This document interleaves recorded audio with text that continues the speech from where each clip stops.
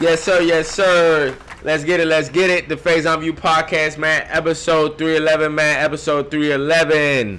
Yes, sir. Yes, sir. Back again. Like, share, and subscribe. Like, share, and subscribe, man. Got so much on the agenda today. You already know. Shout out to at the Faison View Podcast. All right. Shout out to We Are Game Shift, man. My bro Hugh will be here next week. All right. We're going to get on and unpack everything today, man. For real, man. Shannon was about to put the pause on him, man. Put the pause on him. All right. So our agenda today, man, we're going to talk about Hall of Fame Shannon Sharpe, all right, and TV Analyst gets into the argument with Dillion Brooks, T. Maront, and really the whole Grizzlies team, all right. NFL playoffs, I know we want to talk about it. All right, I talk a little sports. All right. So wins and losses of the NFL playoffs, all right. The overall analysis of the divisional weekend, all right. Divisional championship weekend, all right. Black Twitter, all right. Hulu doc, man, series about Black Twitter is reportedly in the works. I'm not really feeling that at all, especially monetizing off our culture, all right. And it black man, I'm gonna get all into it because I got a lot to say about that one. But lastly, the infamous would you rather be a famous director or actor, all right. So man, this is episode 311. You already know. Tap in at Black Twitter, okay. All right, the agenda, all right. The first and foremost, let's get to it. Shannon Sharpe, man, Hall of Fame legend, man, Uncle Shay, all right, legendary Super Bowl, all right, 3-time Super Bowl, all right, tight end, one of the best tight ends ever, all right, before even becoming a TV analyst, all right, he gets into an argument with Dillion Brooks. We already know how Uncle Shay is a really stan of LeBron James, man, for real. So he went out to the Lakers game. Of course, he stayed supporting LeBron and the Lakers. So he was courtside. You know, he was courtside talking trash, you know, just having fun at the game. But I will say, man, the Grizzlies, man, they have a young, talented team. I'm a Ja Morant fan. But it comes a point when you talking too much, you're not really backing things up. I like the aura. I like that, you know, that talk because it was a lost art. You know, you go back to the Detroit Pistons. You go back to all these teams that we know was really about it. But you got to think about it. They have championships behind their name. Y'all really not as credible as that y'all, as much as y'all say y'all are. You know, y'all not a dynasty team. You come out there talking trash, and a lot of times you talking trash in the playoffs and in some games, but mostly in the playoffs haven't backed it up to get to that point to where you guys are in a championship or also in the Western Conference championship. All right, but they do have a young, talented team. So, you know, even the last game, Braun was like, man. You know, he was talking to Desmond Bain, man. You talking all that good, bro. But for real, I don't get down like that. Y'all, you really just started contributing. I've been in this league 20 years. You know, They going back and forth, Lakers and the Grizzlies. So they played Friday night. All right, ran it back. All right, Uncle Shay on the sideline. All right, and Dillion Brooks guarding LeBron. You know, Uncle Shay talking trash. Dillion Brooks talking trash. So during the timeout, you know, and about to go into halftime, Dillion Brooks like over there like, man, you know, basically after you sit down, you know, they exchanging words. And Shannon basically like ain't backing down. Shannon like, Uncle Shay like, come over here. What's up? Like, if you gonna say it, address it over here. So now the whole Grizzlies team, they start to approach Uncle Shay. And Uncle Shay, bro, y'all, I don't know if y'all really want problems with him. And it bugs me because a lot of people know Shannon Sharpe because of this day and age of TV analyst. But Shannon Sharpe is a Hall of Fame NFL legend. One of the greatest tight ends of all time. And he ain't a small dude at all. So I ain't gonna lie, he about to put the pause on T. Morant, Ja Morant father. And then, you know, Dillion Brooks, and that's another thing I noticed. He's talking all the trash, but Steven Adams and Ja Morant, the whole team came over there before he did. You know, he got into it with them, you know, just standing on his word. He's saying I don't want no problems, bro, with Uncle Shay. For real. And that's why I feel like people getting it mixed up too. He's not just a TV analyst. You feel me? Like I said, I like the energy of it. For real. I like the energy of it because, yeah, you a young team, you talking trash, but also they still lost the game that night. You feel me? Like, you gonna stand on your word to really be about it. And Uncle Shay, man, it was just, I feel like that was a legendary moment. That was a funny moment because everybody know how much Shay loved LeBron, but also it just goes to show too, like, hey, man, people not really gonna back down just because you talking all this. For real. I ain't gonna lie, man. I got Uncle Shay. He was dropping half of that team easily. I mean, for real. Uncle Shay, man. I was dying laughing at this because people. That's why I keep saying people don't really know their history. People don't understand who they really talking to. Because it go back to Dillion Brooks. He in the interview. He's talking about some. Oh yeah, well, he's a pedestrian. He shouldn't be able to talk like that. Yeah, he's a civilian watching the game, but don't forget who this person is in the stands. Come on, lad. And watching the game. Don't get it confused because he's 10 times more successful than you in your career. All right, that you probably will ever be in your career, and that's just respect given. Feel me? And it just goes to show, man, like a lot of these younger folks, man, they don't really respect or understand the history of certain legends. You feel me? Like that's Uncle Shay. He's not like just pedestrian, any old person. Feel me? That's why we love Uncle Shay, man. He authentic, for real. He authentic. So I found out that was hilarious because everybody was talking about the cardigan. All right, the cardigan went viral. Had the blue cardigan on. Everybody was saying, yeah, if you look a man in a cardigan, you wearing a cardigan, and he over here chilling on the court side of the game, you let him whip you, bro. Hey, look here, you're gonna look bad on your part. I mean, Uncle Shay ain't a little person, bro. So I felt like that was hilarious. All right, and on to like sports. I know y'all want me to talk about it. All right, the NFL playoffs, wins and losses. All right, overall analysis on the divisional championship weekend. All right, the first game. All right, Chiefs and Jaguars. All right, we're pretty much expected. The Jaguars made it a good game, but the Chiefs, man, just too much firepower, too much offense. Mahomes is the MVP to me. You got 5,000 plus yards, 42 touchdowns, and also where everybody speculated where you got a lot of these deep ball touchdowns from Tyreek Hill. You got a lot of your yardage. He came back and he's been going crazy, like. For real, Mahomes, we're known to his greatness, but he on a different level. But he did get injured, so that's gonna play a factor in the really the conference championship. That's gonna play a factor for sure in the AFC championship. So they did what they had to do. All right, next game, Eagles Giants. Come on now. Hey, Giants fan, y'all had good coaching all year. Y'all performed. Hey. I don't like nobody in the division, but I give credit when it's due. But y'all shouldn't even came out there. I don't even know what y'all came out there for the Eagles. I don't even know what y'all was doing out there. 38-7. Feel me? Like y'all on Cancun with us in Washington. Y'all in Cancun with us. We on the couch for sure. Eagles, they did what they had to do, man. Jalen Hurts, MVP candidate. He's showing you for real. This man's a leader of the team. They got and that's just me, like I said, calling a spade a spade. They have a full team. All right, to the people that they drafted on defense. All right, Gardner Johnson, then picking up Sue. Then on offense, getting A.J. Brown with Devontae Smith and Watkins, and a running game with Miles Sanders, Jalen Hurts. They have a full team. You got to give them credit. They NFC Championship, Giants. You know what I'm saying? I don't even know where y'all came to play for real. But y'all did have a good season. Can't take it away from you. All right, can't take it away from you. But you're in Cancun with us, just like the Cowboys in Cancun with us.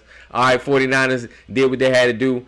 I mean, honestly, like, Dak is not a horrible quarterback, but he's not worth the money that he's getting. And that's just, he's shown that. Over the last several years, bro, he's shown that.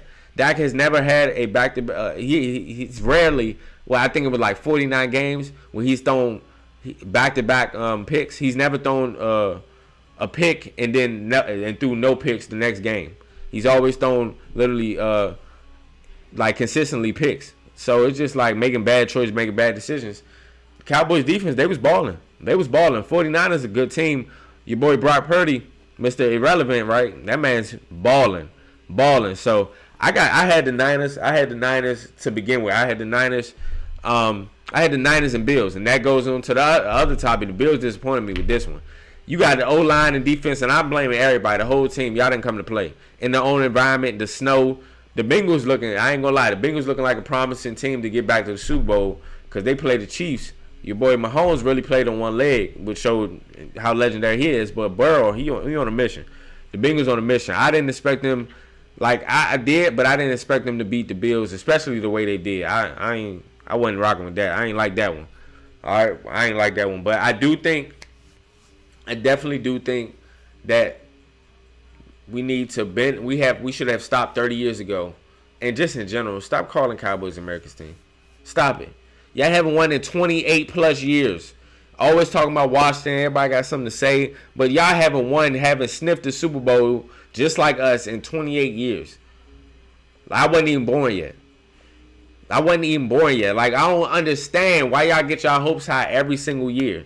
I'm very optimistic about my team. And I'm very objective by my team. I don't just speak bias. If we trash, we trash. All right? But y'all think y'all America's team every single year, bruh. I ain't gonna lie. I was cheesing last night because y'all lost. I can't look here. I don't care what y'all say. I can't stand them. Can't stand them. All right? And on to what the episode name is. Black Twitter. All right? Black Twitter. For real. Come on now. Black Twitter has so many memorable, legendary moments. Black Twitter is literally monumental in the culture. It is. But Hulu making a doc series about it, I ain't feeling it because it's another form to monetize off of what we done in our culture, and really just a time where like we just making a lot of just life things humorous. It could be negative, it could be positive things, but making things humorous. Even to award shows, to what we're viewing, to the memes, to what's going on currently. Like, Black Twitter has actually made a lot of people successful. So I don't really like this. And I feel like, man, somebody out there, like Ryan Coogler or whoever, somebody need to make a movie Black Twitter and actually, include everything that's going to be in it. Because I don't know what's going to be put in this doc series. I don't even have an understanding of who they can really point out. Because Black Twitter is not just one person. It's everybody. Like, it's everybody. And honestly, the best Twitter times for me was, and I spoke to this before in the podcast, just like when it really got started from like 2010 to like 13 was the prime years of Black Twitter. But even to now, even to still go on, Black Twitter has still been a thing for a long time now. I forgot how long Twitter been out, but ever since it's really been out, man, Black Twitter has made a lot of people successful.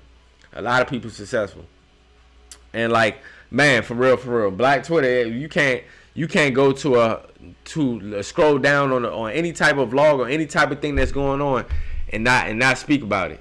For real. Like, I'm gonna wait till my girlfriend get back on the pod, because I was gonna bring it up because Black Twitter, because that's what we seeing on Black Twitter. They everywhere, Krishan and Blueface, so we can get a perspective on that. But I'm not gonna get my full perspective because it's just me up here. Because I know she want to talk about this, but we're going to talk about that very soon because it's a lot going on. And Black Twitter, everything go viral off Black Twitter. For real. All right. And coming soon next week, we're going to be back to the draft. All right, we're going to be back to the draft. We're going to be doing WWE, WWF draft, all right, with some of the best wrestlers. All right, me, Hugh, and possibly Mo. All right, be back next week. And also, we're going to talk about the best albums coming soon from 2000 to 2009. Best rap albums from 2000 to 2009. All right, I'm going to do a little mini series off of that. All right. And lastly, the infamous guys. All right. Would you rather be a famous director or a famous actor? All right. This is debatable. Like, everybody, if you know me, everybody always calls me dramatic. All right, I can be an actor. I feel like I really could. I'm just scared to really just not remember my lines. Like, the camera don't scare me. Like, all that stuff don't scare me. Like, I'm a very outgoing person. That's whatever to me. But, like, really remembering my lines might be tricky. And I feel like, too, I'm going to say a famous director. The reason why I say a famous director is because the director, even though I don't have no problem with competitiveness, but you have so many different actors that you're going against. It's not shying away from that, but also stepping in the realm of like directing. It feels like producing versus the artist as well too, like being behind the scenes, but also creating a sense of like rapport with different actors. You network, all right, and a lot of like actors, they're probably good and get within their role too much, and that's another thing that scared me. Like, if I was in method acting, getting too far into my role. And to where the point, a lot of people have committed suicide, and for real, just being too far into the role, or it impacting them in an everyday point where they can't really escape the character. You feel me? Like, everybody, like for the most notable ones that like really have gotten in character, we always talk about the infamous Heath Ledger in the Dark Knight role. A lot of people talk about Juice and Tupac. It's a lot of different method actings and actually, you diving into different type of roles that I always was kind of like scared of about acting. Like if I really, like you really trying to portray a person or portray a certain image of the character, actors, you gotta really get, actor and actresses, you gotta really play that role and get into character. And you gotta do things outside of your everyday life to make sure that you bring that character into full on the screen. So I might say director.